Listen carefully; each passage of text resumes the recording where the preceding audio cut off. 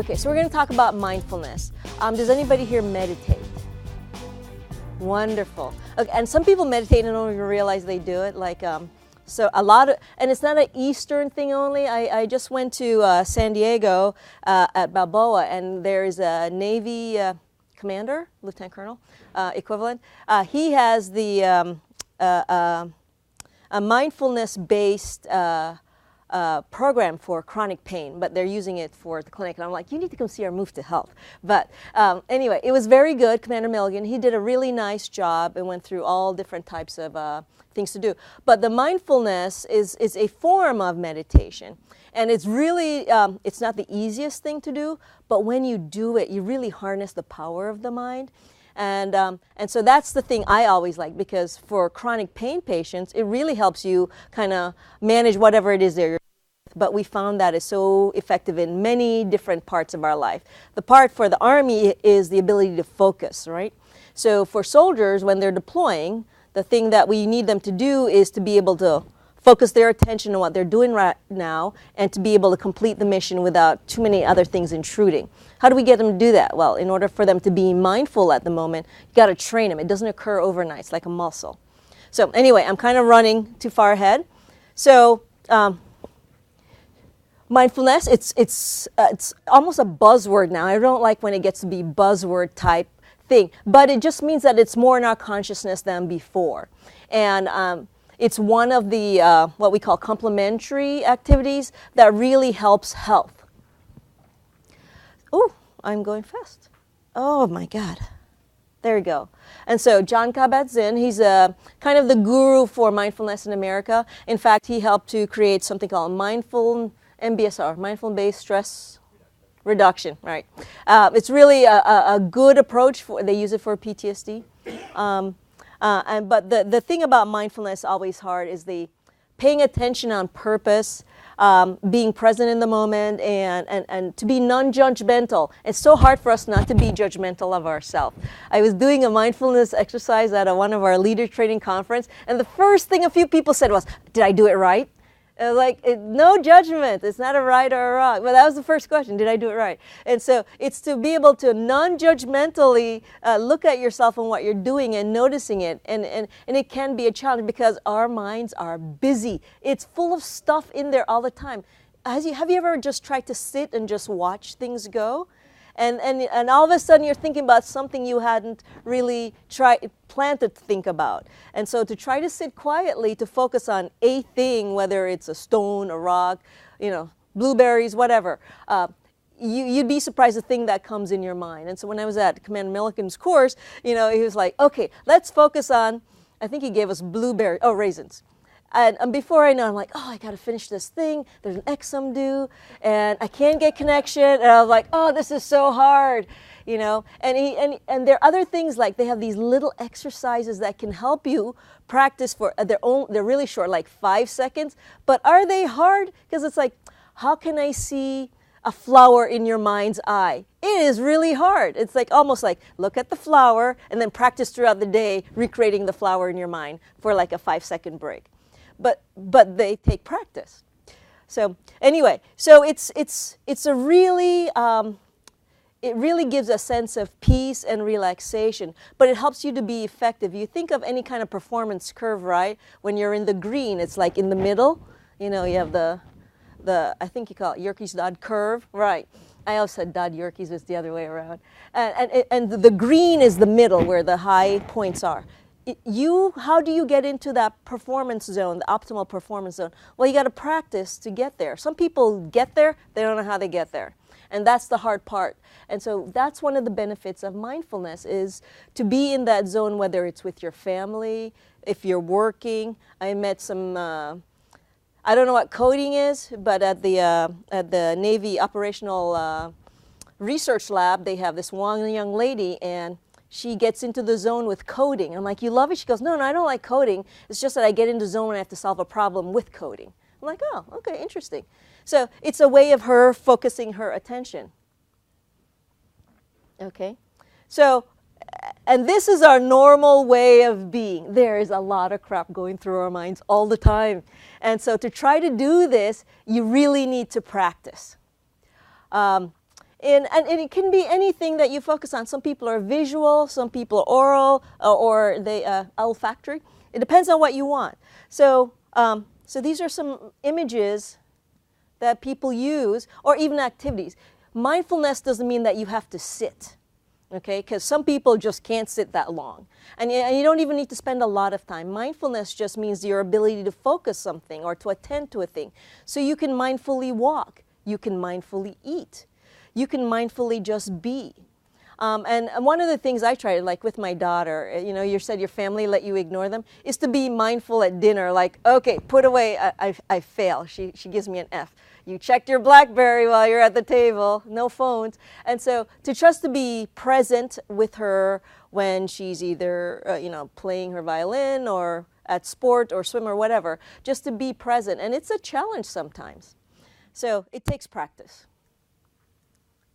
So there's lots of research to support it. So if you look at like different evidence for mindfulness, the NIH did a kind of like a summary of all the different complementary activities that we have and which one actually have scientific evidence to show that it is helpful for health. Mindfulness was one that came out on top. And it you know, like psychological help, it helps for stress management, pain, so there's chronic pain, multiple sclerosis. It helps for depression. It has a huge range of things that and I think it's because of the physiological response that we get as a result of the activity.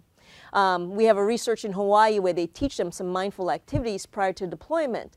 And they found that those who were able to practice, we were trying to go for 10, they only did on average 7 minutes. We're trying 10 minutes, 7. Compared to those who didn't do any, tend to do better when they deployed. They got stressed quicker, they responded quicker to whatever the stress is, and they also then declined quicker. And so they were able to return to baseline. And that was only those who practiced. And that was only 7 minutes. So they didn't meet the goal of 10, but they met the goal of the response that we wanted. So it's something that we really see a benefit on. And there's lots of good things. Your immune function improves with practice. Okay? Feelings of loneliness decrease. And I think it just helps with the connection. Depends on how you practice. And have you ever been around someone who just seemed to have this aura of peace around them? They kind of like envelop you when you meet them. It's kind of like, wow, I'm the center of your attention. I don't know how they do that because they're talking to people all day, but they have this, I call it the Zen feeling, because you feel like you're wrapped into their peace when they're talking to you. It's like talking to Rob. But the biggest thing is that it enhances your attention, all right, your ability to attend. And if you think of a project you're working on, how long does it take you to focus?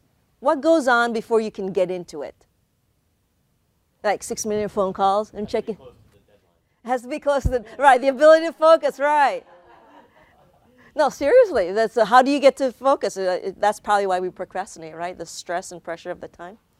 So it's just really a really good benefit. So I'm going to skip through some things, okay? It enhances a person's resilience, okay? It's not like a separate thing. And right now, I mean, ARD doesn't see it as a thing, but it's all wrapped into each of these. It helps us to be better at what we do. One of the things they talk about ATC and thinking traps. Well, when you think about what mindfulness does, it's a space between like you notice something and then doing something. And there's a little space in there. And the thing about mindfulness is that it widens that space. So you can actually be deliberate about how you respond. You can react or you can respond. And so it teaches you to widen the space between stimulus and response. And that's the basics of cognitive behavior therapy. Right? So, so essentially you're doing yourself the favor.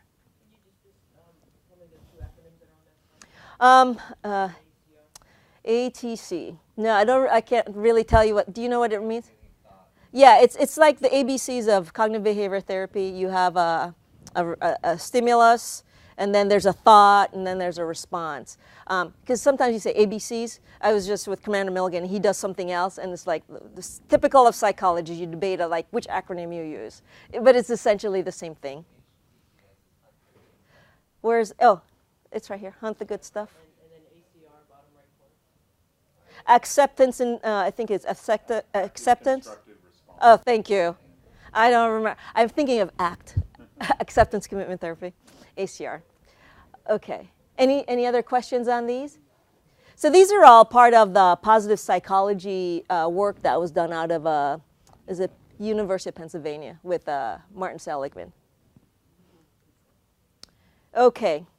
So now, 20 minutes for regular practice. For beginners, I do not recommend 20 minutes. It'll be negatively reinforcing. I think at beginning is to decide how long could you really stand to be quiet by yourself. Or if you can't be quiet, to walk. There's mindful walking. Or the easiest one is a very, something that make you salivate. So a berry, something salty or sweet, and stick it in your mouth and don't eat it. And just notice like the shape or the flavor or and just what it does to your mouth. So and the urge to eat it is really huge, but you delay gratification, which is another thing for resilience, right? And to focus on that and to practice that until you can keep going a little longer. And you guys are about to go to lunch. Pick something that you can try to be mindful of for 5 seconds. Don't just stick it in your mouth and eat it. And you find that like, wow, this is the best lunch I've eaten in a long time. I've never tasted the berry or the watermelon so good. I know that might be a challenge, but I challenge you to try it. Okay.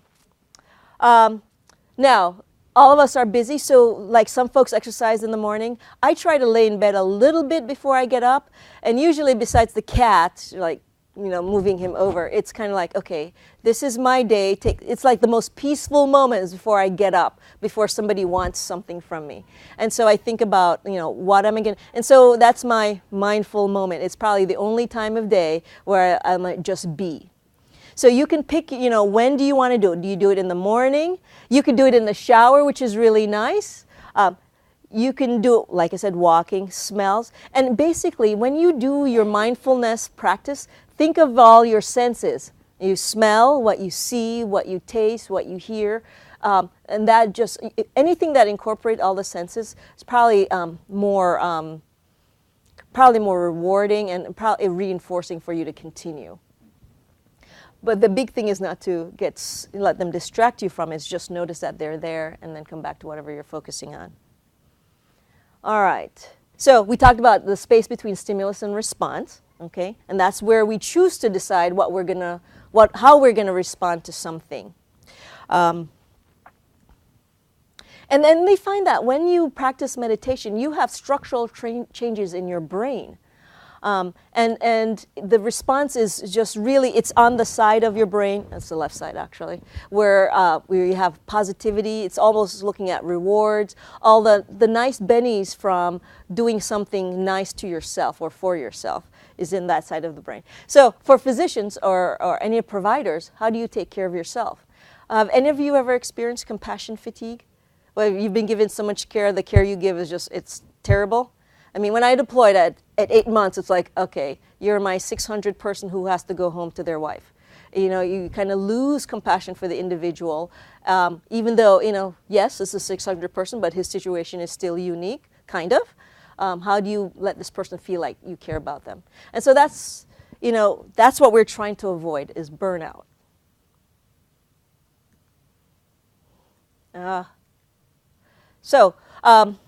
Typically, when we do this, we give the providers practice in mindfulness. And there are like many different types of exercise to practice mindfulness. It could be like, in some cases, it could be putting your hand on the door before you go in, noticing that it's cool, or maybe not cool. Or some folks have their stethoscope, okay, to remind them to take a breath, have a moment of peace, whatever your touchstone is at the moment.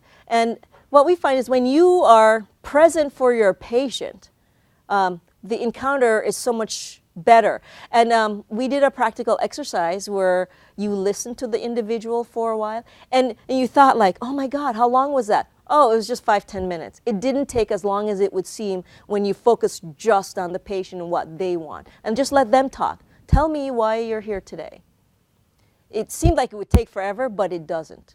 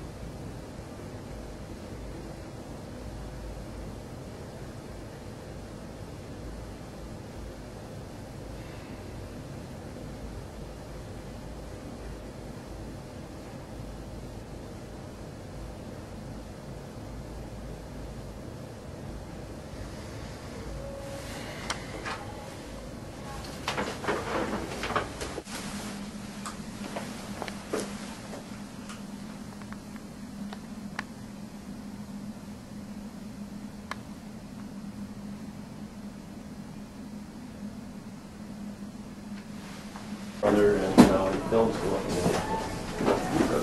Yeah. So she's all about shooting things.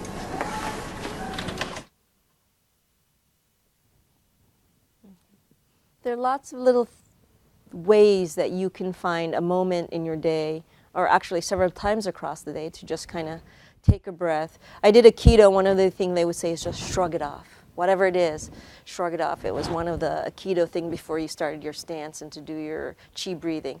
And so this is almost the same thing, whether it's you have, some folks have a picture of something that brings them peace or joy, like a picture of your kids or family or dog, or it might be a scenery, or it's just a thought or a thing that you do. So it doesn't take very long, and all you have to do is, whatever it is that keys you, take that deep cleansing breath that Colonel Funari talked about earlier. If you can, or if you're of that mind, close your eyes and just exhale peacefully, and focus on a thing or the picture that you had in your mind. And what it does is just help you to focus and to just kind of decompress, reduce your blood pressure, get all the positive things going about relaxation in your body.